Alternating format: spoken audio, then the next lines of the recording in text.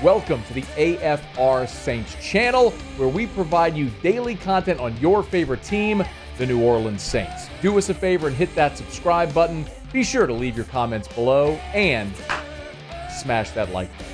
Who dat? Over the weekend, Jeff Duncan had a report over at NOLA.com, the Times-Picayune. He tweeted about it as well, and it's about Aaron Rodgers. He noted, no surprise here, but Aaron Rodgers never really was a consideration for the Saints in wake of the Derek Carr retirement. At their current stages, they don't make sense for him, and he doesn't make sense for them. Again, a report from Jeff Duncan. I can't say that that's terribly surprising, but I'm probably going to zig on this when most are going to zag, and I promise you I'm not doing this just for the sake of being a contrarian. I would actually really like the idea of Aaron Rodgers to the New Orleans Saints for a couple of reasons. And I'll tell you primarily that reason is because of something Aaron Rodgers was pretty vocal about whenever Green Bay drafted Jordan Love. He recalled when Green Bay drafted him and how Brett Favre maybe wasn't the best veteran leader to Aaron Rodgers. And as a result, he didn't want to treat Jordan Love that way. He wanted to welcome him to the NFL, mentor him, and help him. And I look at the Saints' current quarterback situation, and you got three guys on the roster that have a combined 0 NFL wins. Aaron Rodgers has won more MVPs than they collectively have wins. He's won a Super Bowl. He's a future Hall of Famer. I understand fully all of the everything that goes along with Aaron Rodgers. Going on McAfee's show, the silent retreats, all the stuff, the cleansing, all of it, right? Different kind of cat, went to Berkeley, I get it. Not here to judge. Cam Jordan went to Berkeley. He's been fine.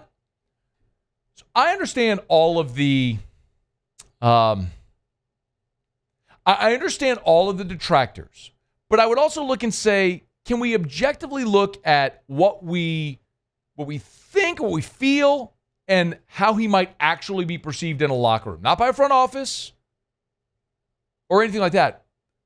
But I look at Aaron Rodgers and I say, here's a guy that, yes, is 41 years old, and I do not think is going to win a Super Bowl. So just to be very clear, I'm not suggesting that for New Orleans, bringing in Aaron Rodgers would make you a contender. I'm not saying that because I don't think that's the case.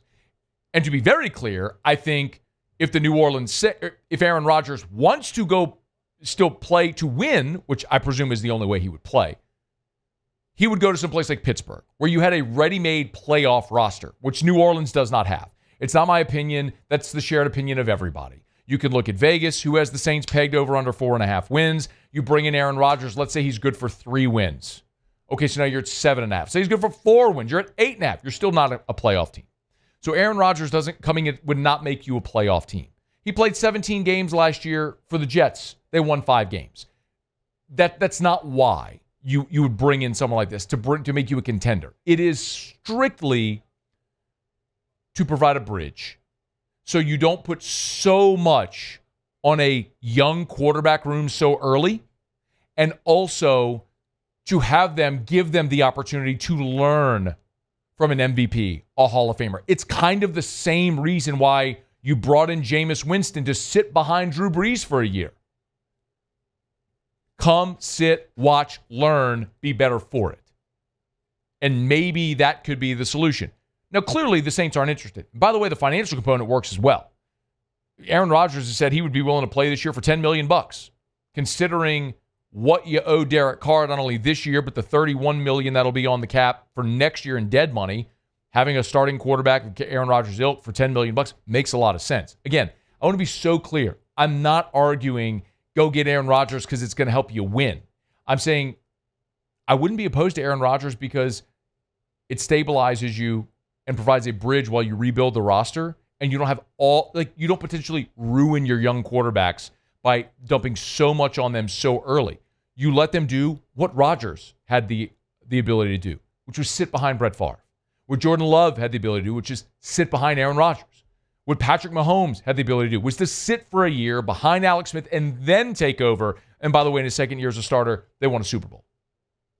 I don't know what the future is going to hold with Tyler Shuck. What I do believe, though, is if you have the luxury of not putting so much on a rookie quarterback from jump, that's a good thing. It's why I've advocated for the Saints bringing in a veteran quarterback.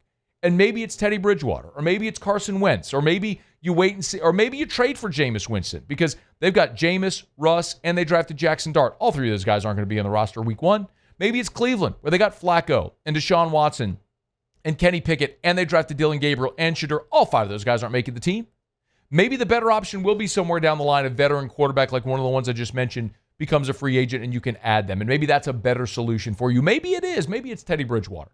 But I wouldn't slam the door on Aaron Rodgers just because he does darkness retreats and goes on McAfee and you don't like him. I think there's a lot of things to like about the possibility of adding Aaron Rodgers. But according to Jeff Duncan's report, it doesn't seem like that's a possibility. It never was a possibility. Although I think it's something they probably should have considered. And if you can make it work, should do. But if Aaron Rodgers is looking to win, if he's going to keep playing because he wants to win, New Orleans definitely is the best seat for him. Because New Orleans isn't winning much of anything in 2025. It's just about hitting that reset button organizationally to get toward 26 and beyond. Hey, thanks so much for watching. Please leave your comments. I love to interact. And be sure to hit the red subscribe button below.